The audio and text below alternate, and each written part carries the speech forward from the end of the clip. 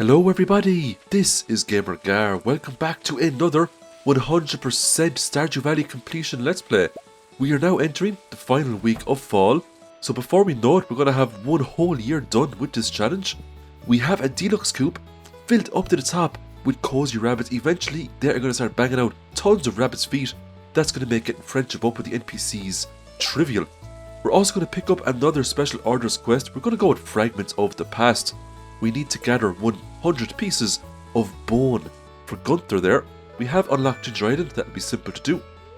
We're also going to take our copper hoe off Clint, and we're going to chain upgrade that all the way to an iridium hoe.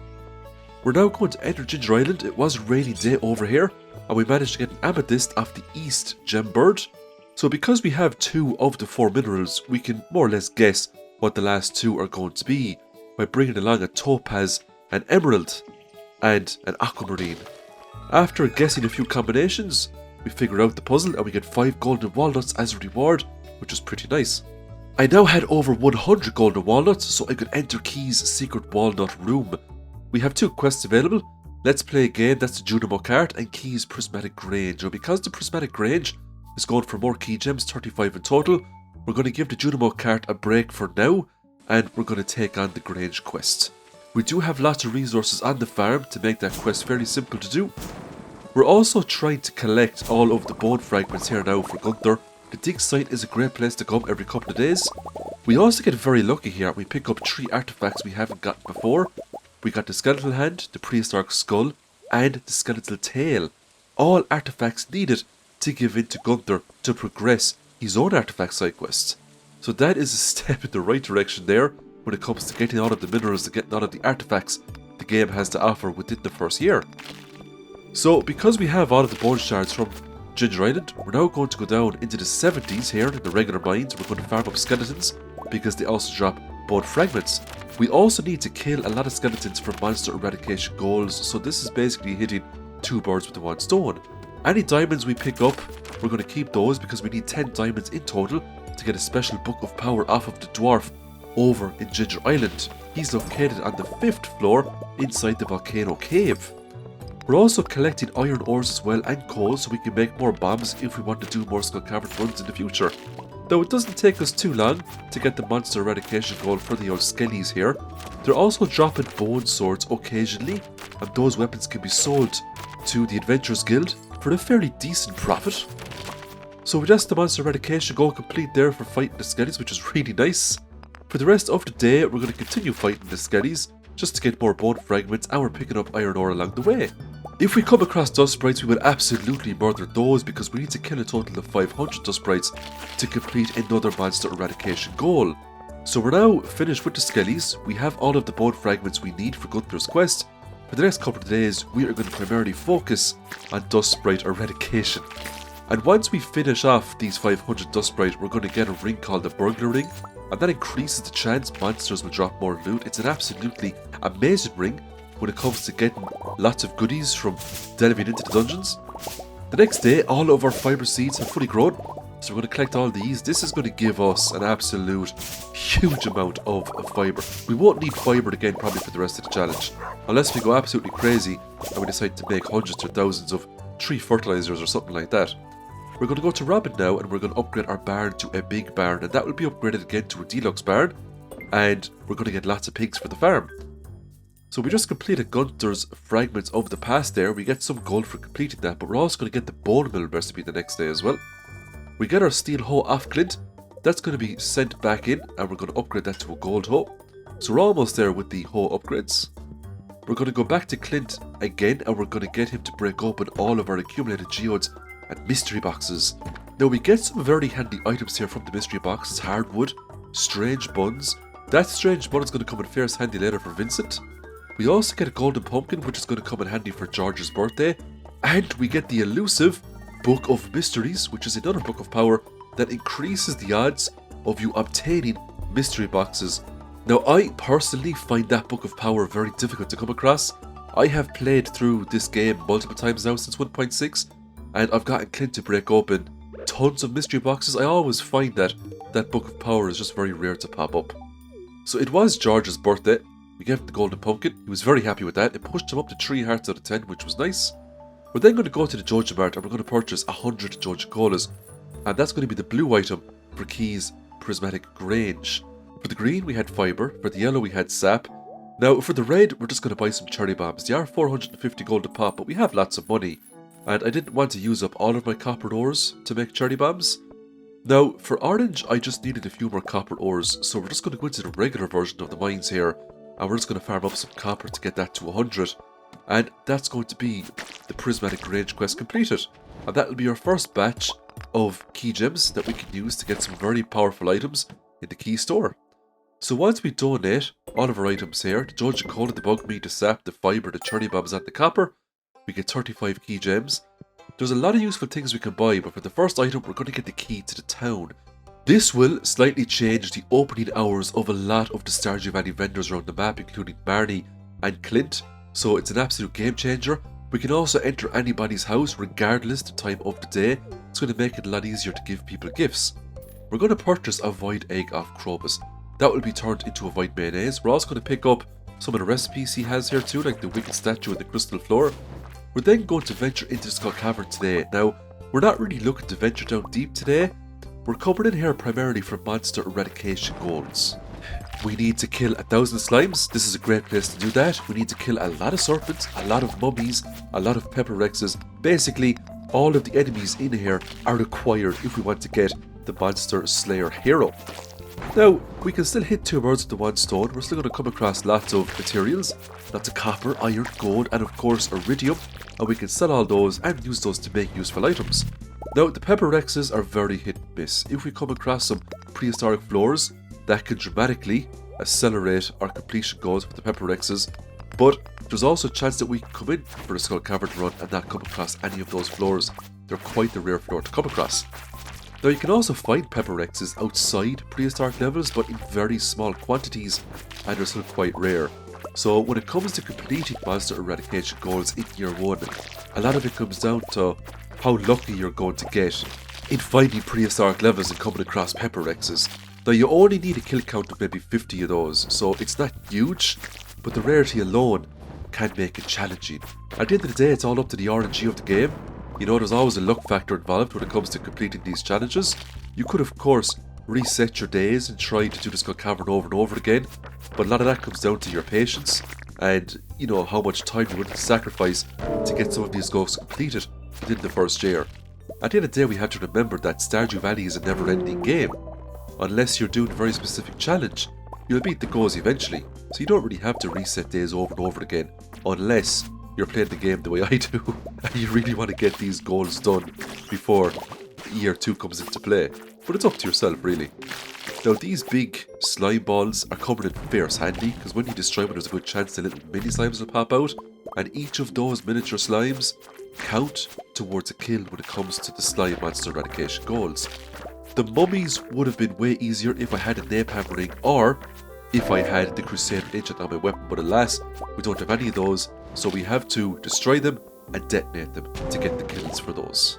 Fortunately, the mummies, just like the serpents, are fairly common, especially floors like this. There must be at least 10 or 12 mummies on it, and that's over a tenth of the way there for the monster eradication goal for mummies. So if you came down here and if you primarily focus on mummies, you could very well almost complete that goal in just 1 day, especially if you had a monster musk. And the monster musk is something that we're really hoping for, and I really hope we get that sooner rather than later.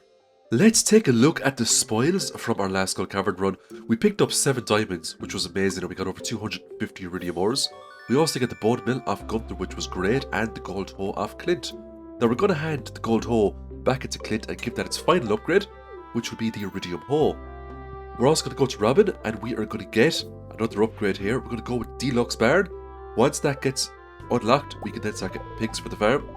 We're going to give the henchman here some void mayonnaise. We got that from converting the void egg from Krobus into a mayonnaise using one of our mayonnaise machines. We picked up the Wizard's Ink here, and this will just unlock the Wizard's Terminal, meaning we can make a lot of the endgame items later on once we have the money to do so. So we're going to take a break from the Skell Cavern. We're going to take a break from the regular mines today. We're going to go into the volcano. And I just want to show you how useful this ice rod is when it comes to fighting these magma sprites and magma sparkers. Once it freezes them in place, they're just so easy to kill because they're not getting knocked back when you hit them with your weapon. We're also going to go to the dwarf. We're going to pick up the diamond hunter. We finally have the 10 diamonds needed to get that book of power. And this book of power is absolutely amazing. It will give us a chance every time we use our pickaxe on a node to get a diamond. And it activates more often than not. We also picked up the dragon scale boots. These give a +7 defense. Some people prefer the mermaid boots because of the immunity. I personally prefer defense over immunity. There's lots of items you can get in the future that will give you bonuses towards immunity. There's even a trinket that makes you immune to all debuffs. But dragon scale boots all the way. We also picked up another pair of mermaid boots, so we were spoiled for choice when it comes to boots. Now I will keep one pair of mermaid boots in a chest. I won't sell it, so I can always alternate between the mermaid boots and dragon scale boots if I so wish. The ice rod is coming in so handy. I didn't even know it could freeze these traps. And this just makes the Volcano dungeon so much easier. Not only does it freeze all of the enemies, but it also freezes the traps, making the final couple of rooms so much easier to get through. There's nothing worse than running through those traps and they just nip you for a few HPs here and there. And that HP loss can be the difference between life and death when it comes to this dungeon. We also picked up a Dragon Tooth club. It's a very nice club, but for now we're going to keep our Galaxy Sword on us. We're going to combine our Savage Ring with our Lucky Ring. The Savage Ring is amazing. The faster our character, the more we can get done in a day. We're also going to put another Ruby into our Galaxy Sword, increasing its base attack power. So we got another skill up in Mastery. I decided to take the Mining Mastery because we're just going into the caves and dungeons so much. The Mining Mastery is really going to accelerate our progress. You get some very powerful mining perks, including the Heavy Furnace, the Statue of the Dwarf King, and Gem-bearing Rocks. There's a chance it'll give you double the minerals back. So we are now on the hunt for Dust Sprites, and we're very close now to getting the kill count up to 500, and today might be the day that we do it. The Ice Rod makes it a lot easier too because you're freezing in place and they're not skittering around the place. Once the kill count has been complete for these Dust Sprites, we're going to get a very powerful ring called the Burglar Ring, and that ring can be combined with a lot of other rings, making adventuring extremely profitable. So that is basically it. We finally got the kill count for the Dust Sprites. All that's left now is just most of the enemies in the Skull Caverns, and we can get that done in the next 1 or 2 Skull Cavern runs, and of course the slimes. But because slimes are very common, we're getting the kill count up with that very quickly. Over the past few days of our dungeoneering exploits, we have come across a lot of trinkets that we're never going to use, weapons and boots. We're going to sell all those to Marlin for lots of money. We're also going to get some very powerful items here off guild for monster eradication goes, including the Burglar Ring, very nice indeed. Let's take a look at the list here. Just 90 more slimes to kill. All of the other enemies inside the regular mines have been complete. We just need a few more mummies, a lot more pepper rexes, a lot more serpents, and maybe 1 or 2 more runs into the volcano to get the magma sprites done as well. So we should be able to get all that done before we get into year 2. We're also going to visit Pierre here during the Halloween event. We're going to get the jack-o'-lantern recipe and the rare crow. We need those for 100%. We're also going to go through the maze. We're going to pick up the golden pumpkin. It is a universal loved gift, so why not? We're then going to go back to our home and we're going to collect all of these lovely starfruit wines. That means big money is going to come our way. Let's see how much we're going to make. As we can see, because of the starfruit wine, we're making well over 100,000 gold. Let's just take a look at the farming breakdown. We have got 30 pieces of starfruit wine coming in at 94,500 gold. Not bad at all. So we are now on to the last day of fall and we get our iridium hoe, very nice indeed. We're not finished yet though. Clint will now start upgrading our pan. That will be chain upgraded all the way to iridium. We're going to go to the Statue of Uncertainty, pay 10,000 gold, and we are going to reforge our fishing skill because I want to make lots of crab pots. We are now going to head on over to the travelling cart. She actually had a few useful items we needed, including a pomegranate. Now we need 5 of these if we want to dry them out, and they also need to be of a similar quality. So that's going to be the first of many. I also had to look at the combat quarterlies and I decided to waste all of my money on these combat quarterlies. We started out with 11, so I started popping these books like there's no tomorrow. Each combat quarterly gives me 250 XP. And as we can see, I'm now very close to getting level 3 mastery, so I decided to spend the rest of my money on combat quarterlies. The travelling cart has an unlimited supply of skill books when they do become available. So if you have the funds and if you really want to accelerate your mastery levels, just do what I'm doing here and just mass purchase the skill book. That got us straight up to mastery level 3. We can now get another powerful mastery perk. We're going to go with foraging. The mystic tree seeds are awesome. The treasure totems will make it easier for us to get all of the artifacts needed to complete Gunther's side quest.